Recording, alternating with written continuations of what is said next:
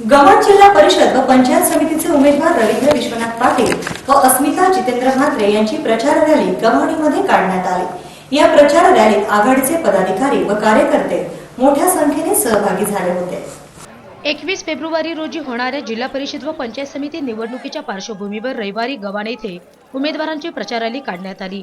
यावेळी कृषी उत्पन्न बाजार समितीचे सभापती राजेंद्र पाटील, शेका पक्षाचे कार्यालयीन चिटणीस जितेंद्र म्हात्रे, गव्हाणचे माजी सरपंच वसंत म्हात्रे, शेखर देशमुख, अशोक कडू, श्याम ठाकूर, किशोर कोळी, उपसरपंच सचिन गरत, श्री राहुल आदींसह उमेदवार रवींद्र विश्वनाथ पाटील व अस्मिता जितेंद्र म्हात्रे यांच्यासह आघाडीचे कार्यकर्ते मोठ्या संख्येने उपस्थित होते।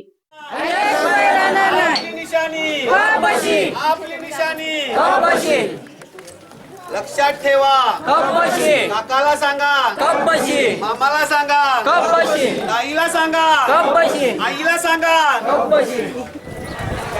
शेतकरी कामगार पक्ष काँग्रेस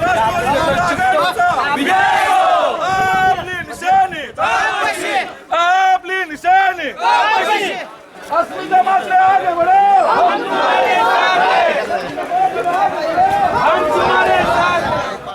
यावेळी राजेंद्र पाटील यांनी उमेदवारांना विजयी करण्याचे आवाहन करत विरोधकांचा खरपूर समाचार घेतला। मला वाटतं 100% गावांमध्ये आपण चांगल्या मार्काने 1 नंबरला येऊ आणि विशेषतः वसंत म्हात्रेंचा मला अभिनंदन करायला मागतोय, त्यांना मनापासून धन्यवाद देतोय। स्वतःचा सक्का मेहना उभा असून सुद्धा ते आपल्या काँग्रेसच्या झेंड्याखाली ठामपणे उभे। पक्षनिष्ठा कशी असावी ही वसंत म्हात्रेंकडून शिकायला पाहिजे। आज राम ठाकूरांकडे तुम्ही बघायला गेलात तर सगळी मंडळी गद्दार मिळून यांनी एक मंडळी उभी केली। या निवडणुकीत आपला धडा शिकवायचा आहे, त्यासाठी प्रत्येकाने कसून प्रयत्न करायला पाहिजेत। कोणीही निवडणुकीमध्ये ठाकूरांच्या पैशाला आमिषाला बळी पडू नका आणि आपल्या आघाडीच्याच उमेदवारांना निवडून द्या असे विनंतीचं आवाहन करतो। तसेच वसंत म्हात्रे यांनी देखील आघाडीचा विजय नक्की होणार असा विश्वास व्यक्त केला। भाड्याने नेऊन सुद्धा त्यांचे पैसे दिलेले नाहीत।